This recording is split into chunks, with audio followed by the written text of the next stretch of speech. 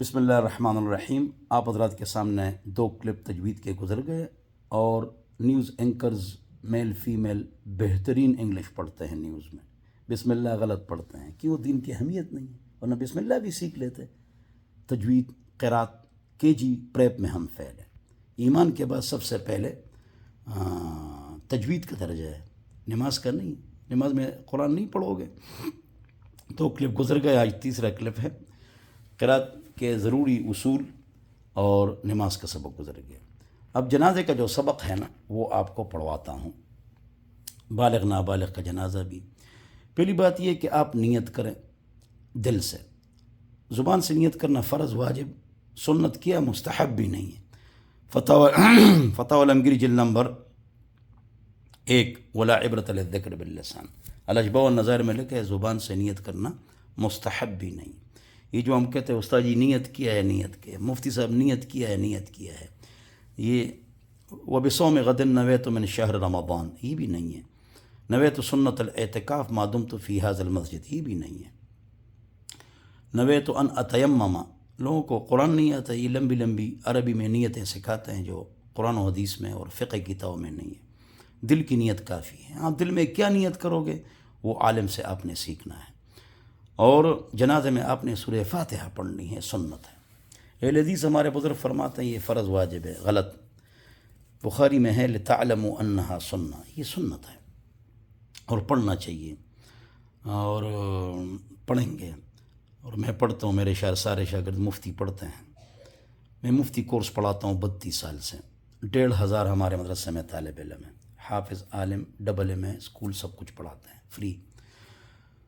تو میں اپنے شاگردوں کو کہتا ہوں پڑھا کرو، اور دلیل میں نے بخاری شریف سے دے دی، اور ہماری فقہ کی پہلی کتاب ما لابد منہ میں ہے کہ پڑھو۔ علامہ شررمبلالی، اونچے فقی محدث حنفی، وہ فرماتے ہیں پڑھو۔ پڑھیں گے، پڑھتے ہیں۔ اچھا، جن کو مسئلہ معلوم نہیں ہوتا ہے تو وہ نہیں پڑھتے ہیں، سورت بھی ساتھ پڑھ سکتے ہیں آہستہ۔ وسنت فی الجنازۃ، نسائی شریف، سنت یہ آہستہ جنازہ پڑھو، تعلیم کے لیے اونچی آواز سے درست ہے۔ ایک تو یہ بات ہو گئی۔ تو پورا جنازہ جو ہے نا، یہ تواتراً ثابت ہے۔ اگر اس کو احادیث سے ثابت کیا جائے تو مرفوع متصل ہوا، متصل سندہ بعدول الضابطین من غیر شذوذ ولا علہ، ایسی روایت مشکل سے ملیں گی، عقل مندوں کے لیے اشارہ کافی ہے۔ اچھا، دوسری تکبیر کے بعد اللہم صلی، کوئی مختصر۔ تیسری تکبیر کے بعد دعائیں زیادہ پڑھو، لمبا جنازہ پڑھو، خوب دعائیں کرو، صرف ایک دعا پر اکتفا نہ کرو۔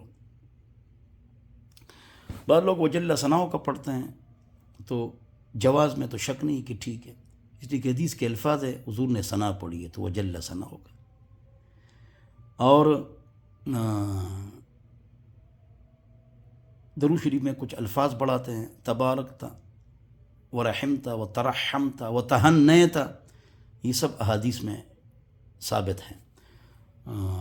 اور ہم 100 دعائیں جنازے میں پڑھ سکتے ہیں، تو وہ بھی ثابت نہیں ہے، لیکن پڑھ سکتے ہیں، شریعت کی طرف سے اجازت ہے آپ کو۔ ہم ایک حج کرتے ہیں، حضور نے ایک حج کی، ہم زیادہ حج کرتے ہیں صلی اللہ علیہ وسلم۔ حضور نے 4 عمرے کی، ہم زیادہ کرتے ہیں، تو بعض چیزوں میں جواز ہوتی ہے۔ بہرحال تو اب آگے چلتے ہیں۔ سبحانک اللہم ہو گیا، اللہم صلی ہو گیا، اللہم اغفر لحینا، ابو داؤد کی روایت ہے، وصححہ الالبانی، اللہم اغفر لحینا ومیتنا وشاہدنا وغائبنا وصغیرنا وکبیرنا وذکرنا وانثانا، اللہم من احیتہ منا فاحی علی الاسلام ومن توفیتہ منا فتوفہ علی الایمان۔ اور بھی دعا پڑھو، بہت ساری دعائیں یاد کرو، دعاؤں کا کلپ چلے گا انشاءاللہ اس کے بعد۔ اور اللہم اجعلہ لنا فرطا واجعلہ لنا اجرا وذخرا واجعلہ لنا شافعا ومشفعا، یہ بچے کے لیے۔ اگر سامنے 10 لاکھ جنازے اور بچے، مرد، عورتیں، اللہم اغفر لحینا کافی ہے۔ ایک جنازہ 10 لاکھ افراد کے لیے کافی ہے۔ الگ الگ جنازے لوگ پڑھتے ہیں، 2 جنازے ہوں تو سب ایک امام کو آگے کرو، بات ختم کرو، اللہ کے بندو۔ لڑکی کے لیے اللہم اغفر اللهم اجعلها لنا فرطا واجعلها لنا اجرا وذخرا واجعلها لنا شافعة ومشفعة. وہ پہلے والے مشفعہ الف ہے، یہاں ہا ہے مشفعہ، یہ آپ نے پڑھ لی. اور صورتیں یاد کرو. قل اعوذ برب الفلق من شر ما خلق ومن شر غاسق اذا وقب ومن شر النفاثات في العقد ومن شر حاسد اذا حسد. نون کے بعد شین. من شر. قل اعوذ برب الناس ملك الناس اله الناس من شر الوسواس الخناس الذي يوسوس في صدور الناس من الجنة والناس. مورخ محدث فقی ابو الفدا اسماعیل ابن کثیر الدمشقی رحمۃ اللہ علیہ اپنی تفسیر ابن کثیر میں فرماتا ہے کالے علم اور جادو کا علاج. تو یہ فلما نزلتا، جب یہ آخری دو صورتیں اتر گئی، ترک غیر ذالک، اس کے علاوہ جو حضور پڑھتے تھے وہ چھوڑ دیا. لہذا یہ صبح شام پڑھے، اپنے اوپر دم کریں، ہاتھوں پر دم کر کے بدن پر ملے. 4 قل الحمد شریف آیت الکرسی کر لیں اس کے ساتھ. اور اعوذ یہ دعا لوگ عادی پڑھتے ہیں، پوری روایت میں آپ کو پڑھ کے سناتا ہوں. یہ بچوں کو یاد کراتے تھے حضور اکرم صلی اللہ علیہ وسلم، صحابہ کو یاد کراتے تھے قرآن کی صورت کی طرح، اور بچوں پر پڑھتے تھے صحابہ. یعقوب علیہ السلام نے یہ بچوں پر پڑھی، یہ دعا یہ مشہور دعا ہے. تو یہ دعا حسن حسین پر پڑھتے تھے رضی اللہ عنہما کرم اللہ وجوہہما. یہ پڑھا کرو. اور یہ کالے علم جادو اور جنات اور اثرات اور سب چیز کا علاج ہے. اعوذ بکلمات اللہ التامات من غضبہ وعقابہ وشر عبادہ ومن همزات الشیاطین واعوذ بک رب ان یحضرون ومن شر ما خلق وبرأ وذرع ذال. بچوں پر دم کریں، خود دم کریں. جو آپ دم کریں گے والدین، بیوی یا اپنے خاوند پر بیوی یا بچوں پر، تو اس کی بڑی طاقت ہوگی. دم پر مولوی کی ٹھیکیداری نہیں ہے. ان کو زعفران بھی دیتے ہو، زعفران والے اور غیب کی خبریں سنانے والے اور جھمکٹا لگانے والے اور پیسے لینے والے، ان سے بچ کے رہنا، ٹھیک ہے نا. آج کل ویسے بھی حالات خراب ہے. یہ کہتے ہیں آپ پر جادو ہے.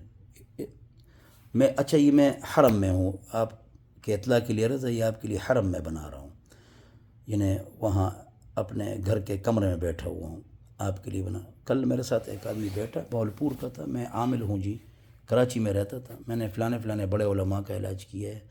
تو گپ شپ میں اس نے کہا آپ پر جادو ہے، 13 سال ہو گئے. میں نے کہا تو مولوی ہے؟ کہہ رہے ہاں. میں نے کہا تو بڑا فاسق اور فاجر آدمی ہے، سامنے حرم ہے جھوٹ بولتے ہو، تو شرم نہیں آتی؟ حرم نہ ہوتا میں اس کو مارتا، ہاں صحیح ٹکائی کرتا میں اس کی. اور ہے کہ میں جھوٹ بولتے ہو 13 سال؟ کہہ رہے آدھا دھڑ آپ کا نیچے ختم ہے. میں نے کہا میں تو بالکل ٹھیک ٹھاک.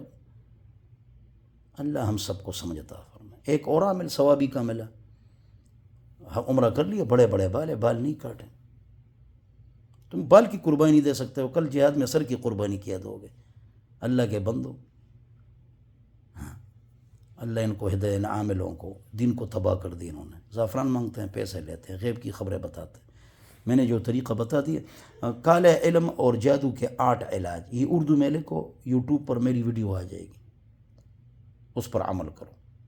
ان عاملوں کے پاس نہ آپ جائیں نہ آپ کی بیویاں جائیں.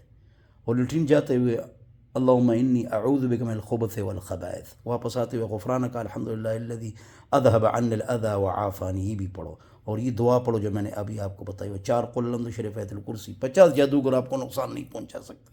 یہ پیسے کھاتے ہیں، یہ خود مالدار بن جاتے ہیں، لوگ غرق ہو جاتے ہیں. ایک کو اللہ ٹھیک کر لیتا ہے، وہ لوگوں کو بتاتا ہے، اور 99 خلاف ہو جاتے ہیں، علماء کو پھر گالیاں دیتے ہیں. کام بھی نہیں ہوا، 13,000 روپے لے لی. اللہ ایسا کوئی دم تعویذ نہیں ہے جس سے آپ کا فوراً کام ہو جائے. نہ مولوی ہے، نہ دم ہے نہ تعویذ ہے. یہ نواز شریف بس 10 مولویوں کو اپنے پاس رکھتا اور بس جو نا وہ تعویذ اور دم اور خواب اور استخارے کرتا اور کوئی وہ کرسی سے نہ اترتا, کسی کا کام بگڑا ہوا نہ ہوتا.